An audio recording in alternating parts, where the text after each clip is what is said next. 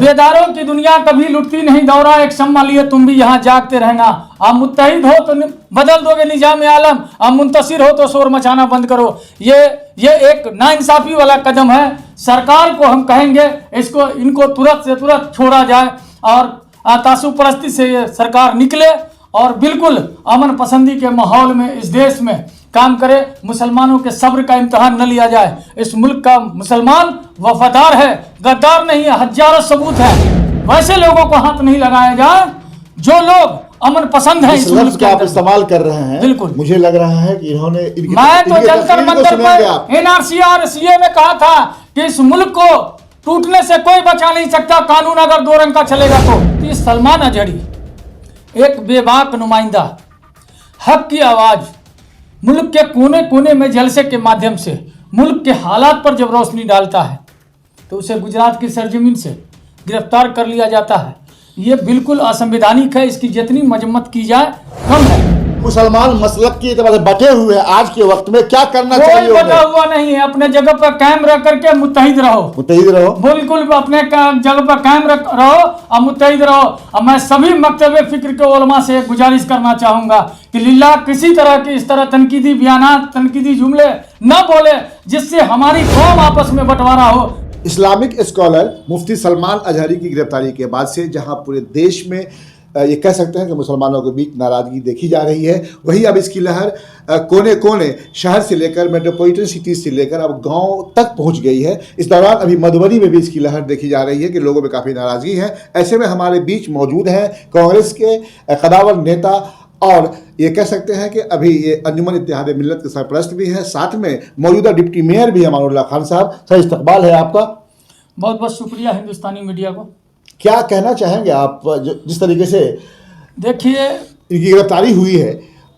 मामला साफ है कि देश में दो तरह का कानून नहीं चलेगा जी। एक संविधान, एक कानून, एक न्याय व्यवस्था पर देश चल रहा है। कुछ लोग को खुली छूट दे रखी है, अक़लियत को, मुसलमानों को जितनी गालियां दो, जो बोलना है बोलो, वो सब जायज़ है। लेकिन मुफ्ती सलमान अजहरी एक बेबाक नुमाइंदा, हक की आवाज़, मुल्क के कोने कोने में जलसे के माध्यम से मुल्क के हालात पर जब रोशनी डालता है तो उसे गुजरात की सरजमीन से गिरफ्तार कर लिया जाता है। ये बिल्कुल असंवैधानिक है। इसकी जितनी मजम्मत की जाए कम है। मैं देश के प्रधानमंत्री माननीय मोदी जी से और गृह मंत्री अमित शाह जी से ये कहना चाहते हैं, जब यती नरसिम्हा सरस्वती जैसे लोग हमारे प्रोफेट पैगंबर सल्लल्लाहु ताला अलैहि वसल्लम को गालियां देते हैं, जब एपीजे अब्दुल कलाम जो इस देश में पूजनीय स्थिति में है, जब उनके बारे में आतंकवादी कहते हैं तो वैसे लोगों पर कोई कार्रवाई नहीं करती है यहाँ की कानून व्यवस्था। ये देश किसका है? ये देश पूरे हिंदुस्तान के लोगों का देश है। यहाँ बाबा भीमराव अंबेडकर, डॉक्टर राजेंद्र प्रसाद, राष्ट्रपिता महात्मा गांधी, पंडित जवाहरलाल नेहरू, खान अब्दुल गफ्फार खान, मौलाना अबुल कलाम आज़ाद जैसे लोगों ने इस देश में इक्वलिटी दी, एक माहौल दिया, एक कानून दिया, एक व्यवस्था दिया, एक संविधान दिया। ये देश जब भी चलेगा संविधान से चलेगा, रूढ़िवादी और तानाशाही व्यवस्था से नहीं चलेगा। इस मुल्क के अंदर में लगातार देखा जा रहा है, जहां भारतीय जनता पार्टी की सरकार नहीं है वहां ईडी और सीबीआई का इस्तेमाल किया जा रहा है, लीडरों को बंद किया जा रहा है। दूसरे तरफ कोई मुसलमान या कोई अक़लियत का लीडर, चाहे क्रिश्चियन हो, बौद्ध हो, सिख हो, ईसाई हो, इस तरह के लोग किसी भी तरह से सरकार की आलोचना करती है तो उस पर ईडी सीबीआई के साथ साथ कानूनी फंदा लटकाया जाता है। ये मुल्क अंग्रेजों का मुल्क थोड़ी रहा। 1947 में भारत आज़ाद हुआ और इसमें सबको हक है आज़ादी के साथ जीने का, आज़ादी की मांग करने का, आज़ादी के साथ बोलने का। आज की सरकार क्या कर रही है? बेरोजगारी पे कुछ नहीं बोल रही है। आज की सरकार महंगाई पे कुछ नहीं बोल रही है, भ्रष्टाचार पे कुछ नहीं बोल रही है। राम से किसको इनकार है? राम मंदिर से किसको इनकार है? क्या देश में सिर्फ नफरत की बुनियाद पर देश चलेगा? क्या ज्ञान पापी का मुद्दा आ जाता है, ईदगाह का मुद्दा आ जाता है?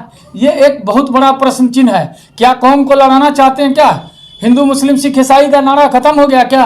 आपस में भाई भाई बन के रहने का नारा खत्म हो गया क्या? ये मुल्क जब भी चलेगा जमहूरी निजाम से चलेगा, नाथूराम के गॉड से बात से नहीं चलेगा।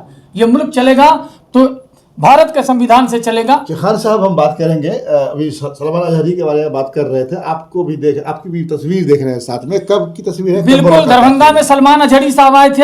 अच्छा, मैं वहाँ मिलने गया था। मैं वहाँ के प्रोग्राम में ख्वाजा मोइनुद्दीन चिश्ती संजरी अजमेरी रहमतुल्लाह अलैह का प्रोग्राम हुआ था, उसमें वो तशरीफ लाए हुए थे। 2 साल पुराना ये, बल्कि 3 साल पुराना ये है, लेकिन मैं उनसे मिला था।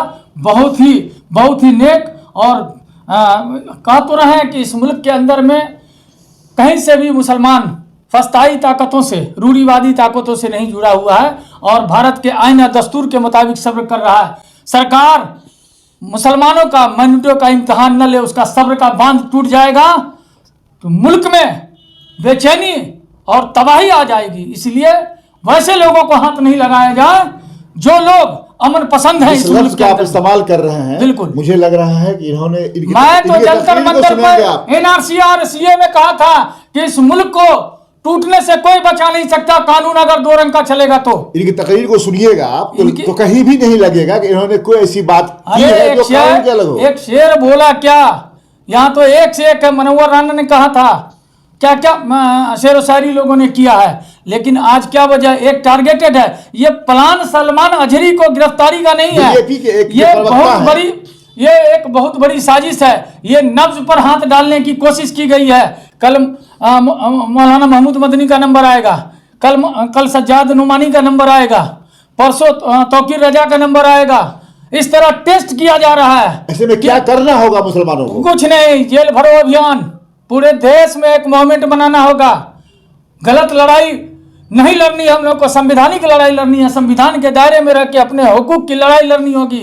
ये एक साजिश है जितनी भी है, चाहे रजा एकेडमी हो या जो भी अभी मजम्मत कर रही है देश की तंजीम है, मैं उसका शुक्रिया अदा करना चाहता हूँ। यहाँ पर हम लोग फिरके बंदी से सियासत और हक की लड़ाई नहीं लड़ सकते हैं। हमको एक होना होगा, चाहे वो अहले हदीस तबका हो या देवबंद का तबका हो या बरेलवी जमात का तबका हो। ये सारे लोगों को मिल करके इस मुल्क के जो हालात बनाए जा रहे हैं उस हालात को अंकुश लगाना होगा और सलमान अजहरी को बिना शर्त रिहा करना होगा।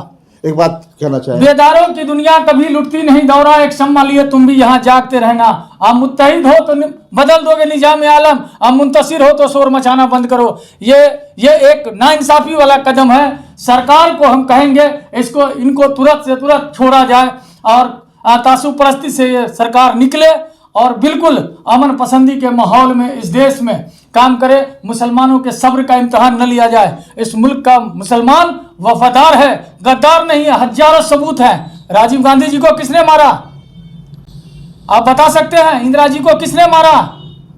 देश में कोई ऐसी घटनाएं मुसलमानों ने नहीं किया है। जो किया है पड़ोसी मुल्क के लोगों ने किया है, वो हमारा कोई नहीं है। हम लोग डंके की चोट पर कहते हैं। इस मुल्क का मुसलमान बिल्कुल संविधान, आइन और दस्तूर पे काम करता है। खान साहब, एक चीज़ जानना चाहेंगे, आप मधुबनी के कदावर शख्सियत भी रहे हैं और अल्हम्दुलिल्लाह अभी आप कई ओहदे के ठीक है। देखिए, हम कांग्रेस पार्टी में भी हैं और बड़ा ओहदा अटेंड करते हैं, प्रदेश के डेलीगेट भी हैं, साथ साथ हम अभी शहर के डिप्टी मेयर भी हैं मधुबनी शहर के, और अंजुमन इत्तेहाद मिल्लत के बानी भी हैं। हमारा साफ कहना है कि ये मेरी इंडिविजुअल फाइट है, पार्टी लेवल पर मैं बात नहीं कर रहा हूँ। मैं ये कहना चाहता हूँ कि हमारे पास जो अंजुमन इत्तेहाद मिल्लत है उसके जरिए हम लोग जब जरूरत पड़ेगी, अगर इसी तरह की तासुब परस्ती चलेगी तो जेल भरो अभियान होगा।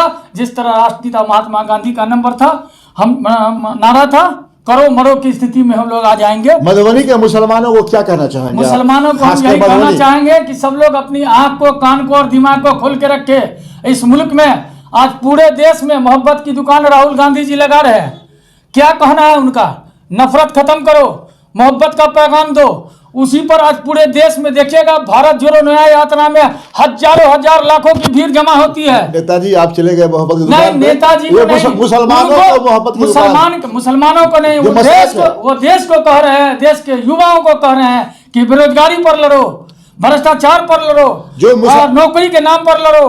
वो ये कह रहे हैं राहुल गांधी जो मुसलमान मसलक की एतबार से बटे हुए हैं आज के वक्त में, क्या करना कोई चाहिए बटा उन्हें? हुआ नहीं है। अपने जगह पर कायम रह करके मुत्तहिद रहो, मुत्तहिद रहो। बिल्कुल अपने जगह पर कायम रहो और मुत्तहिद रहो। और मैं सभी मकतब फिक्र के उलमा से एक गुजारिश करना चाहूंगा कि लिल्लाह किसी तरह की इस तरह तनकीदी बयानात, तनकीदी जुमले न बोले जिससे हमारी कौम आपस में बंटवारा हो। हम लोगों के पास अपने दिन को फैलाने के लिए 100 प्लेटफॉर्म है और 100 तरीका है। हदीसें पढ़ी हुई है, सहाबा के किरदार पढ़े हुए हैं, बुजुर्गों के किरदार पढ़े हुए हैं, उन पे अमल होते नहीं है। हम नमाज पढ़ते नहीं है और हम जो है मसलक में, फिरकों में, फिरकेबंदी में किसी ने खूब कहा कि कहीं फिरकाबंदी है, कहीं कहीं जाते हैं, क्या जमाने में पनपने की यही जाते हैं बातें हैं। बात बहुत सारी है।